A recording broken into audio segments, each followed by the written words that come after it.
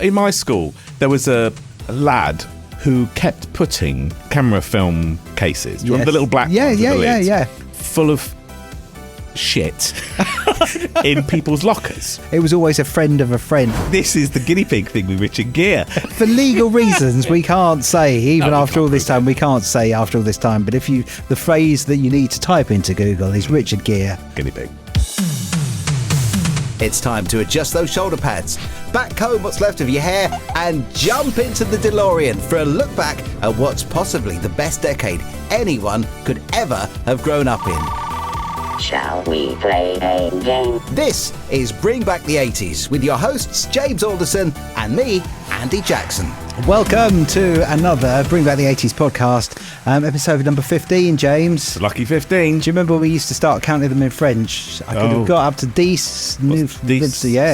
Something like that. I don't know why we ever started that, but welcome along. Well, it's educational. And it's like the Eurovision Song Contest, isn't it? Where we've got to do everything in two languages. Yeah, so bonjour and welcome to our European friends watching today. Guten Tag. Thank you to everybody, by the way, who's actually paid to subscribe to our little podcast as well. We thank you from the bottom of our hearts. A little special something coming to you at some stage as well. Little special something. Hello. Little James's special surprise. Extra few minutes, special something. Yeah, but thank you very much. It's very much appreciated. Otherwise, we're literally just sitting here talking to ourselves for nothing. No. Which just seems to be at the moment story of my life, James, to be quite honest. But we're doing the movies of the 80s for the next couple of episodes, actually. Yeah. Well, we just realised that we touched on it under certain topics, but not actually delved into the romance and action and comedy and whatever it might be from the 80s. And there were some epic films. Let's have a little chat about it. We've done it. We've split it up into the different genres. And this week we've gone with romance. Ladies. I'm loving the T-shirt, by the way. Thank you. If you're watching this on YouTube. Yes. Lots of films on here. Some, I'll be honest, I don't really remember. I don't really remember Breakfast Club. I know it's a classic.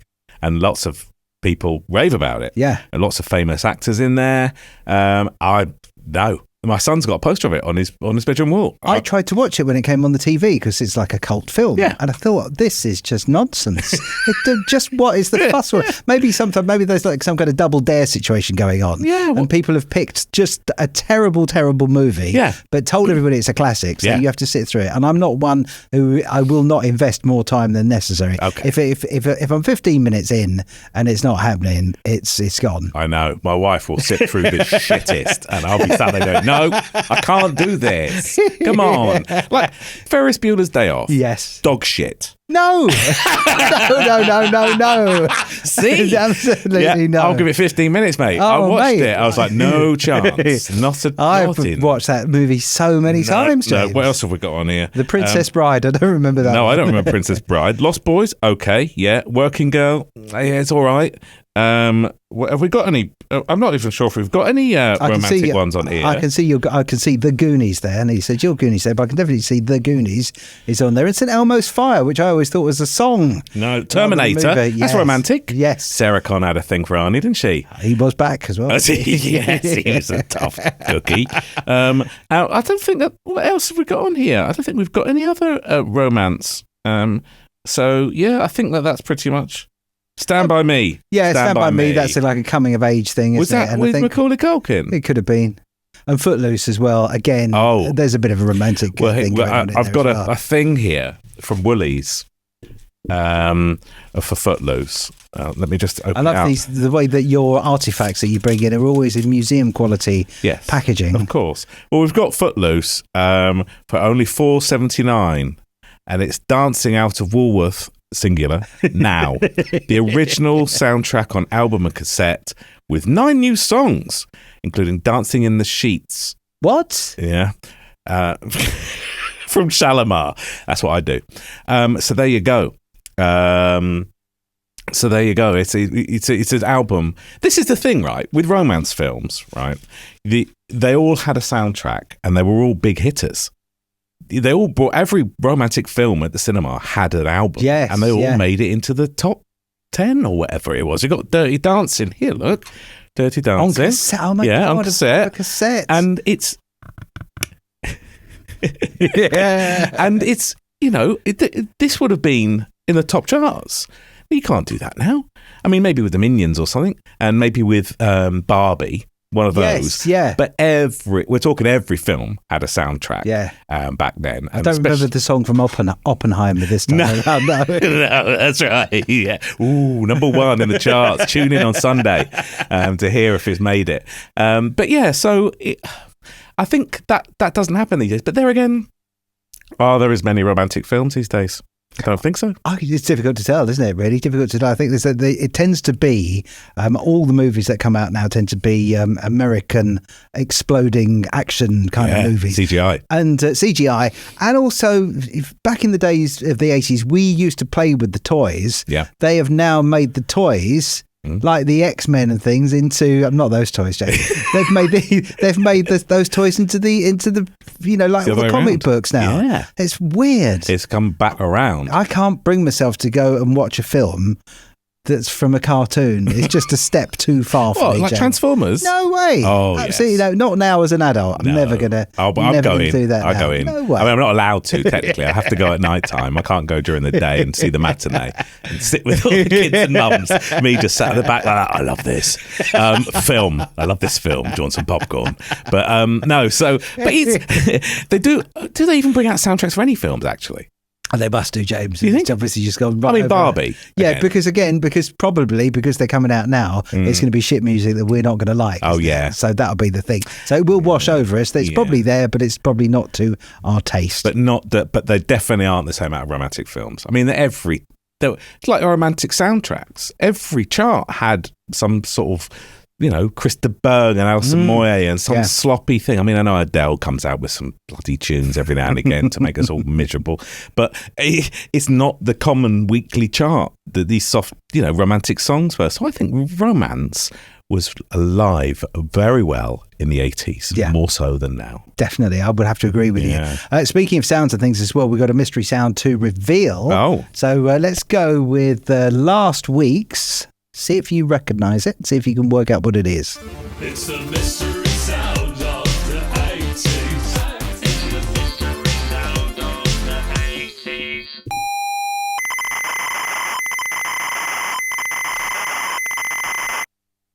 Yes. So, go on. Exciting. Well, I'm going to go with the Spectrum. Yes. The original ZX Spectrum, Sinclair Spectrum. But I think... it makes me nervous, that noise. Because you'd sit there going, oh, it's loading. 40 minutes later, you're like, oh, no, it's not loading.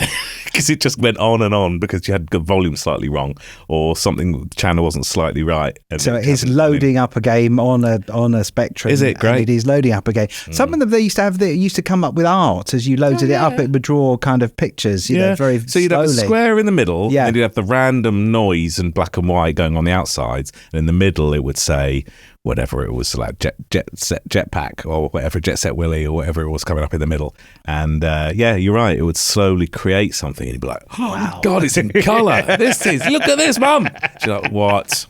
Can you imagine? We got 10-second attention spans now, and it was taking 5 minutes to before you even could get the game to start. Yeah. And then at the end of that 5 minutes, for just no actual reason, it might just say today, no, it's not going to be a thing. Done. Rewind the cassette and go back to the beginning. Yeah. Just change the volume from 2 to 2.5 slightly, and that might just do it. Just wiggle the headphone socket. And you've loaded from one of these. Yes. Not Dirty Dancing, of course, but from a cassette. So yeah. Well done to somebody who's just as sad and old as us, Jimbo 999. Well done to you. Well for done, that. Jimbo. But we did only get, as far as I could see, only the one correct guess. Bloody hell. So quite a niche kind of thing. So I've done it. What I've tried to do this time around is make our new mystery sound a little bit easier. And if we don't get 5 million people telling us what this is, there will be big trouble. Here we go.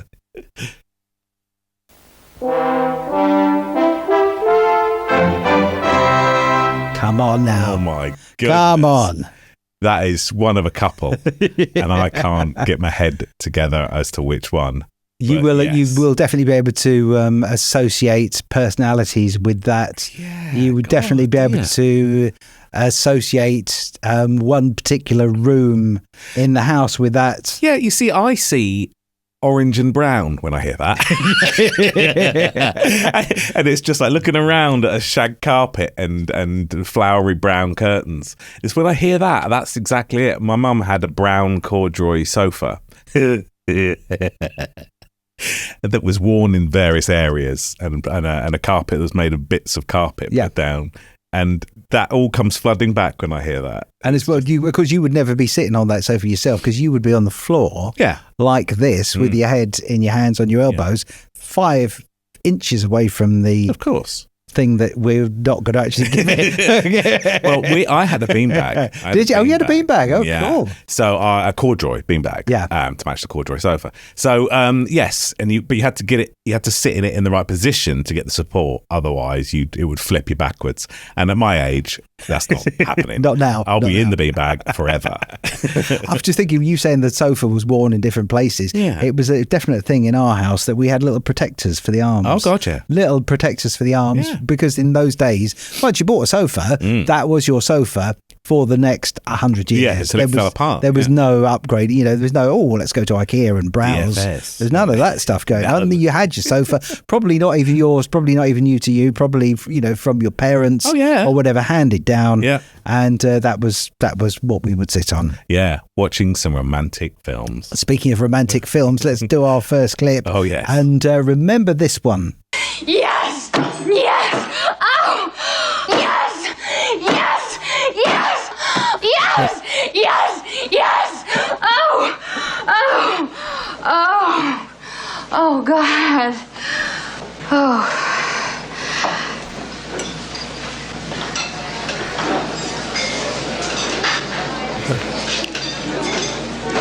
I'll have what she's having. We've all been there. I just thought in these snowflake times, hopefully we should have broadcast a warning before that came on, in case we've offended somebody. So I'm just imagining somebody listening to this in the podcast on their way to the school run. That blasted out. Oh my goodness! Do you think that in that clip that they were at the Happy Eater? Yes, they would have been at the Happy Eater. That's what. Okay, let's not go there. But anyway, that's what she was feeling. She was looking forward to a nice boiled sweet lolly at the end of it. Oh my God! You see, it's weird, isn't it? Because we say that we think kids are sort of numb to these things now, but that was a PG. I don't think you'd get that these days in a PG. Something like a woman faking an orgasm, acting out an orgasm. Yeah. I don't know. Is it me? I don't know. Weird, I'll have to check on the stats on that and see when that is. Do you want to hazard a guess at the year that came out? I would say... It's very intense for her, yes. Yeah, I would say 86. Oh, 89. Oh, was it? That one. Just squeezed in. You know what? You know what film everybody thinks is an 80s romance film? Tell me. Pretty Woman. And it isn't. When was that then? 90. You're joking. Nope. I suppose it's a bit like Home Alone, isn't it? Yeah. Which was 90. Yeah. But we all think that it was an 80s film. But I think just purely it's got the vibe. Because of the ambiance, we can allow the odd, the odd special to slip in from another decade. See, she has big hair. We've got the classic Ferrari, all that stuff. Yeah. So I do Pretty Woman. It was made in the 80s, wasn't it? It just came out of the cinema in the 1990s. That's absolutely right. So it's fine. It's an 80s film. So When Harry Met Sally was that movie, and I love the way that you can distill a movie down into one sentence now, because when they show them on Netflix, that's all there's room for on the little square, isn't there? So the descriptor for that is Harry and Sally have known each other for years and are very good friends, but they fear sex would ruin the friendship. Starring Billy Crystal and Meg Ryan. Is that very saying that you can tell if a woman's enjoying herself or not, and she's faking it or something? That was the bit in there. He said, because he was saying that obviously he actually said he'd never had any complaints. Yes. And she said, well, of course they were probably faking it. Yeah. So we would never know, James. Well, talking about that, you remember last week we were talking about Reader's Digest? Yes. And I've got one here. And this is a legitimate Reader's Digest with shortened little stories in it, right? And this is genuine titles of stories, normal stories. They're not about sex or anything. And I'll just leave that with you if you work from top to bottom. Oh my God! Work from top to bottom. Start. So Reader's Digest condensed books. Yes. Number 1, Straight. That's it. Yeah. Okay. Number 2, no, Morning Glory. Yeah. Yep. Oh my God. Number 3, Touching the Void. It's not my marriage. Yeah. And number 4, The Negotiator. But that's definitely my marriage. I was going to say that's definitely the end of my marriages. And I never came off the best out of everybody. I just saw that and thought, what sort of stories are these? But they're not. No. They're not anything to do with marriage or sex. But yes, there's a classic Reader's Digest there. Look at the illustrations. If you're on YouTube, just look at those illustrations in there. State of the art, mate. State of the art colour drawings. It's like having a Kindle, isn't it? But yeah, that's where your video cassettes designs were based on. Yes, that spine there. Yeah, because you wanted to disguise your books as your videos as books, didn't you? So that's all gold around the edges and whatever. So you put your romance in there, especially if you've got a romantic film called Morning Glory. You put it in that. You put it in that case and put it up on the top of the bookshelf. Yes, there you go. We'll read that later. And it's like one of that movie, that clip of the movie as well, with your if that has come on out of your house and it's blasting down the street. Our apologies for that. Yeah. You can tell your neighbours till you're blue in the face that you're just listening to a normal podcast. Yeah. But they're going to think something completely different. Yeah, you put a different sort of romantic film in the video player. Definitely. It's from the pub. Still to come. What? We got some more clips, and also a little in the next episode as well. A little lunchbox surprise coming up as well. So there's a lot to squeeze into these double episodes that we're doing. But it's time for another clip now, and you can't get a bigger 80s romance movie. Sorry about the disruption, folks. But I always do the last dance of the season. Nobody puts baby in a corner. Just a little short clip because it's all based around the music, and that'll get us copyright struck. I know. So it's so tricky to do these things. They were all based around music. Yes, they were. Yeah. And again, I say, what is there these days? Unless it's actually advertised as a musical, like Barbie or whatever it was, they don't have huge amounts of music in. But all these films seem to have such a big amount. Footloose, Flashdance. Yeah, and that one was called... Dirty Dancing. Dirty Dancing, yes. Yeah. So, which is obviously about a 35-year-old man and a 16-year-old girl. Nothing wrong with that. So it's... is this 80s themed? Oh, yes, it is. What a surprise. So, yeah, I mean... It was just so intense, the music. And you find me a woman or a lady who doesn't... I think that is one of the all-time greats. Absolutely. There's one that, it comes on every Christmas without fail. There's all the movies, whether they're Christmas movies or not, they come round at Christmas because we all start to feel nostalgic there as well. Do you want to hear like the 1 or 2 sentence version of that film? Go on. Do you want to? Yes, it's please. very easy. Yeah. Spending the summer at Catskills Resort with her family, Francis Baby Houseman falls in love with a camp dance instructor. See, he wasn't camp, was he? Well, he He's was not quite that little hip wiggle. So Patrick Swayze, obviously, and Jennifer Grey. Legend. Tell me the year that came out, James. Oh dear! Come on. Well, I would possibly say 88 then. Oh, you're getting closer. 87. Was it? Yeah, 87 for that one. Certainly late on.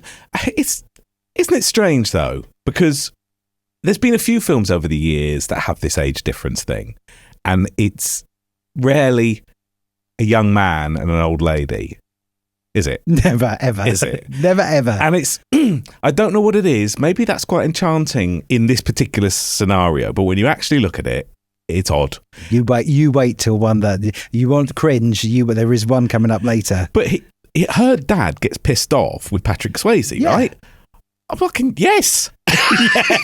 Yes, mate. I'm with him. It's like, I know she adores him and he's, helpful and supportive and lifts her out of the water and all these brilliant things and teaches her how to dance or whatever he does.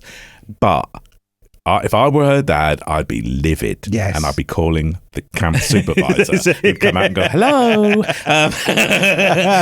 I would get management involved. Definitely. It is a good film. Maybe a little bit too much music for me.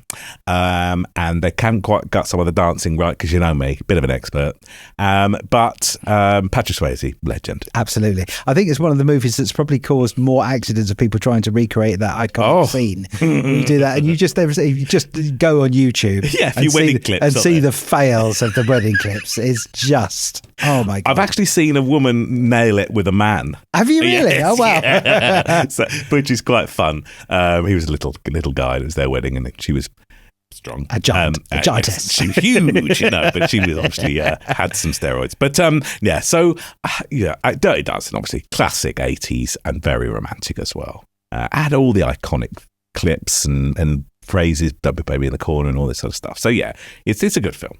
It's one of those things as well that you could just go to. We now know every single line of it off by heart, really, don't we? It's one of these movies that we've seen so many times. We work it out since that was out in 1987. Yeah. Let's say you watch it on average twice a year, probably realistically, because it'll be on at Christmas time and then they'll put it on one other time. Yeah. And you will watch it without perhaps even realising those words have gone in and have been burnt on your, in your brain. Yeah. And you will remember them forever. I do remember her quite vividly.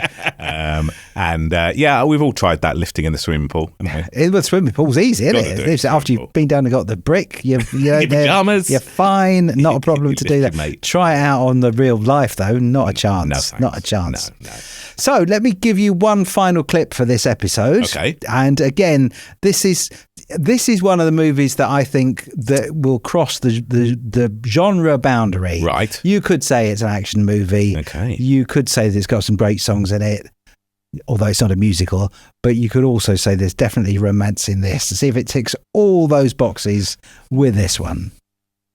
What are you looking for? I'll tell you something about the local girls that come across the Sound on the ferry every weekend. Just one thing in mind, and that's to marry themselves a naval aviator. I heard about these girls that are looking for a husband. Not me. Oh, crikey. Yes. Is that Officer and a Gentleman? Officer and a Gentleman, yes. Richard Gere. Yes. I mean, he was in every film that involved some sort of silver fox, sort of sexy, sort of serious, puppy-eyed sort of dude. He was everything, wasn't he? And even I fancied him, I'll be honest. And I was 9. He was... And actually, your intro to that was spot on, because I reckon more films than not had romance in, even if they were some sort of action comedy, and you don't find that. Again, Oppenheimer, no love No. there. Barbie was very little, but they did slip in, maybe not the right use. Right word. They slipped in romance in almost every film genre. I mean, Christ, he was a sexy bugger, wasn't he? I think the thing is, no man was going to say, "I'm off to see, I'll come to that rom-com with you." Yeah. But if the romance is sneaked in, yes, and the man thinks he's going to see an action movie with war and fighting and all that kind of stuff, and then just by stealth, slip in Richard Gere, which he did in the 80s, didn't he? With a guinea pig. Was it a guinea pig or a hamster? Oh, now that was that ever proven? No. That was just alleged for legal reasons. It was in a film, wasn't it? It was fictional. No, I had that playing too loudly, and my neighbours wondered what was happening. But no, something happened. Something to do with it. Yeah, you're right. Was a hamster. Something like that. That was the rumour. What a weird thing to either happen in real life or for somebody to make up. You couldn't write it. It's a famous phrase. So I don't think anyone did. I think some things are stranger than fiction. Yes. And who's going to make that up? Nobody's going to make that up. It's like when in my school there was a lad, let's say, who kept putting camera film cases. Do you remember the little black ones with the lids? Full of shit in people's lockers, right? No. And I never had one put in mine because, man of the people. And but it kept finding them, and there's nobody, and it was just going around the school. Keeps putting them in, and you just think, well, this isn't getting made up, is it? No one's making this up. No one's going to say he's doing it and putting it in the little film pots and putting them in. So did anybody ever say, yes, this has happened to me, or was it was always a friend of a friend? No, there was a few delivered to the headmaster to say, look what's happened in my locker, sir. But anyway, so this is the guinea pig thing with Richard Gere. There was plenty of rumours going around about people, but I think that was probably. No, I don't think it was. For legal reasons, we can't say, after all this time, but if the phrase that you need to type into Google is Richard Gere. Guinea pig. Well, funnily enough, I've got the guinea pig here to say his piece. And he's covered in cocaine. No, so yeah, Richard Gere. I mean, he was in loads, wasn't he? Obviously, Pretty Woman, Officer and Gentleman. He was in loads. He was in a few action films, but again, he was always that sultry stud as well, wasn't he? Definitely. Oh God, The yes. times. So he's and he wasn't he in a lot with Julia Roberts, wasn't he? He was in quite a few films. There was always the same sort of, it's the same as it is now, really, isn't it? You always get the same sort of stars coming around for, they do their repetitive, they're in a lot of movies over a very short time, it seems, and they've had their turn and then it moves on to somebody else. But certainly in those times, that was Richard Gere's time. Would you like to hazard a guess at the year of Officer and a Gentleman? I mean, that go early or late or middle? I think it's a bit earlier. Yeah, I think we're probably looking at about 85, 82. 82. Officer and a Gentleman. Yes. Were you sure? I'm absolutely sure. Wow. It's on IMDb. He loved a bloody uniform, didn't he? He did. Richard Gere was in a uniform a lot. Even in one of the later films I've seen of him that came out a few years ago, he was in some sort of police uniform. It's very typecast, isn't he? He's always smart. You never see him in some cut-off shorts and a vest. No. Not sure why I'm saying that, but I would have loved that. But no, you don't, do you? He's never scruffy. In that, with the cut-off and the shorts, where's he going to hide the hamster for a start? It looked like talcum powder coming from his legs. No, it's just the guinea pig. Good. I mean, romantic movies were, I think we can say, all the classic romantic films were from the 80s. Definitely. But it was, like you say, there was a lot of older men and younger women. Yeah. But there is one that we haven't got time for in this episode, but in our next episode, as we continue the theme, there is one that when I play it to you, I guarantee you would just say, "Oh my God, this is the most cringeful thing I've ever seen in my entire life." Is it worse than a man falling in love with a shop window dummy in Mannequin? Do you remember that one? Yes. He's got his own doll on the back of a scooter.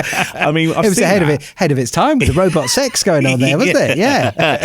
I mean, was that Kim Cattrall? I think it was. Yeah. And a stunning actress. But whoever came up with that, how are you pitching that film to anybody? It's just the cocaine left over from the bloody hamster session, isn't it? It's got to be. I mean, maybe they just had a dare. Maybe there was a dare thing going on and say, what is the most ridiculous movie we can make? Yeah. But obviously they were right with it, because even after all this time, we're still talking about. It was a smashing film. Great idea. I mean, obviously, load of plot holes in it. I don't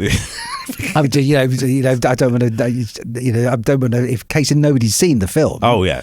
But mannequins don't come to life alive in real life. Well, they do these days, don't they? They do. If they've got the right power, and if you've got the right app, got the right software upgrade. Tell us more, James. Oh my goodness! Give it 5 years, and we'll be able to get every mannequin alive. But yeah, that was quite early 80s as well. But I can't believe Officer and a Gentleman was 82. 82, yeah. Wow. Yeah. Well, I mean. So anyway, it was different times, as we always say with these podcasts as well. So inappropriate was appropriate at the time. Well, yeah. So you had the old men, you had the young women, and nobody bothered. You didn't have a lot of old men and younger boys, though. There was no homosexuality involved ever. Not in the 80s. Not in the 1980s. No, thank you. No, thank you. Not for us. Not going to get approved. We're British. Thank you very much. I think that we never even asked the question of these old men and young ladies. There was one with blind, what's his face? Al Pacino, blind guy. Yes. And he was ancient. Well, I don't think I was 80s. I think I was 90s. And it was even called The Scent of a Woman, wasn't it? Goodness. Yeah, I think that's the title on this, isn't it? Touching the Void, Negotiator, Scent of a Woman. No, so that's the thing. I don't think it was like, it was acceptable. We just never even thought about it. We just watched the film and go, "Aw." Yeah, but there was a load of just weird stuff on the TV as well. I mean, there was a thing, and it might have been sort of late 70s, early 80s as well. There was a thing on, I think it was BBC TV, and this is all making sense now, called Tiny Pops, where they used to have young girls dressed up provocatively, dancing to the hits of the day. This is all making perfect sense now with what we had. And it was called Tiny Pops or Tiny Tots or something. Okay. And as a child, I used to watch it, and I just never used to think, who's watching this? Well, who's hosting it? But now we know. Now we know exactly who was watching it and who was hosting it. Yeah, I wouldn't even want to guess. Well, it's easy to guess. It's easy to guess. Yeah. So a lot of strange stuff going on, but some classics at the same time. Indeed. And on that bombshell, James, it's the end of episode number 15. Coming up in episode 16, you want to hang around for it for the next week, because I guarantee the clip of the movie that I'm going to play, you're going to say, how was this just how did this get past? How did this become a thing? How is it so easily accepted? Just to remind you as well, if you want to get in contact with us, if you would like to win a Super Soft, bring back the 80s t-shirt, or tickets to any of James's comedy gigs across the South, if you can work out what the mystery sound is this time around, just drop us a little thing in the comments or whatever, or TikTok, YouTube, whatever. We're on all of them. Any of them. All of them. Yeah. Let us know. We'll do the draw in a couple of weeks' time as well. Thank you for watching. Thank you for listening. If you're on the old Spotify, thank you for that. And we will see you again next Tuesday. See ya. Thanks for listening to this week's edition. We'd love it if you could subscribe in your favourite podcast app. And don't forget, there's a video version on YouTube too. You can contact us using the links in the show notes and on the YouTube channel. And we'll see you next time for another edition of Bring Back the 80s.